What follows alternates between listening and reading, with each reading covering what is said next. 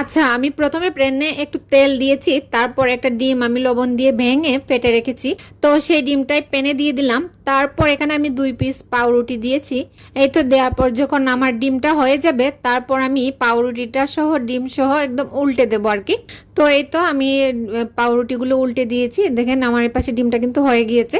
তারপর এর উপরে আমি একটু সস দিয়ে দিলাম, এটা যে কোনো সস দিতে পারেন, সমস্যা নেই। তারপর আমি সসটা একদম মানে ছড়িয়ে দিলাম আর কি চারদিকে চামচ দিয়ে।